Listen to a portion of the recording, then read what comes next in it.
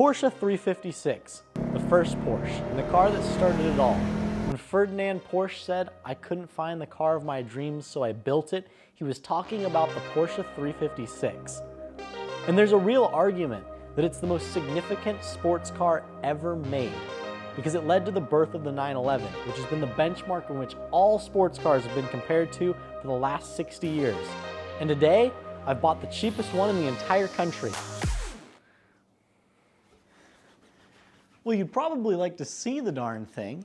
Just finishing up putting some nice tire shine on these Pirellis, and we'll take the sheet off of it. And here it is, a 1964 Porsche 356C.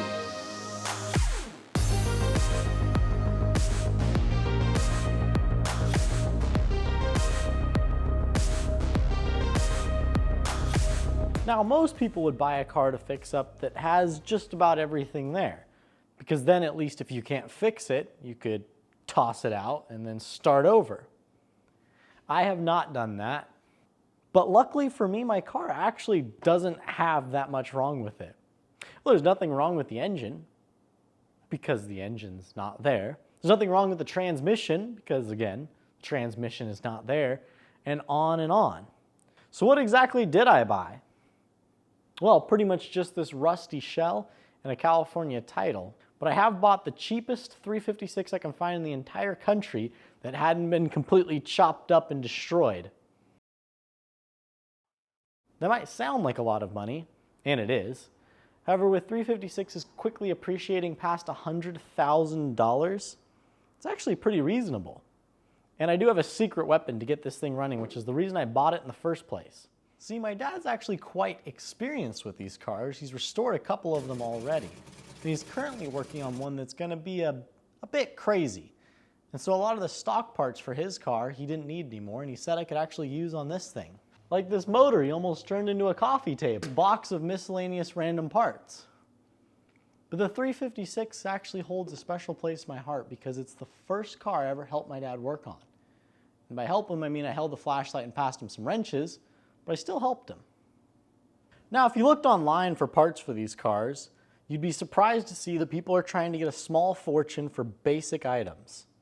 And some quick math and common sense in your head would tell you that this project should wind up costing an absolute fortune.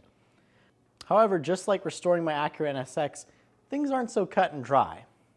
See, it's important to remember that there's many more parts available than cars, because for a long time, these things weren't worth anything. When people are done with them, they would just park them on the side of the road and let them rot out. And there's a secret to getting expensive cars for pretty cheap if you have some time and patience. And the first thing is just to do everything yourself. Learn how to weld, learn how to fix the motor, learn how to paint the car. The more you do, the more you'll save. And you'll actually be pretty surprised at how easy some of these things are to get to about 9/10 of the quality of someone at a shop for much, much less money. And there's quite a bit of satisfaction in fixing a car yourself. Anyone can take a car to get painted, but how many people can paint a car?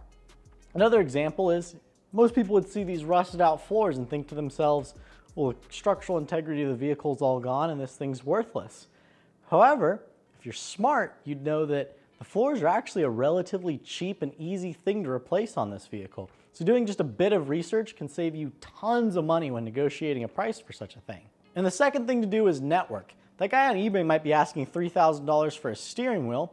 However, if you went to a Porsche swap meet, for example, and actually sat down and talked with a guy who had a stash of parts, he might sell you one for a couple $100, or at least he'd know where to get one for a couple $100.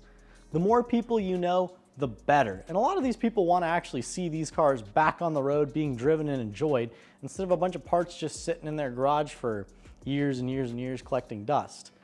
And that's kind of one of the fun things about building one of these cars, those little scavenger hunts you go on trying to look for parts and the people you meet that are pretty interesting and have some cool stories to tell you. That alone can cut the project's cost down by quite a bit.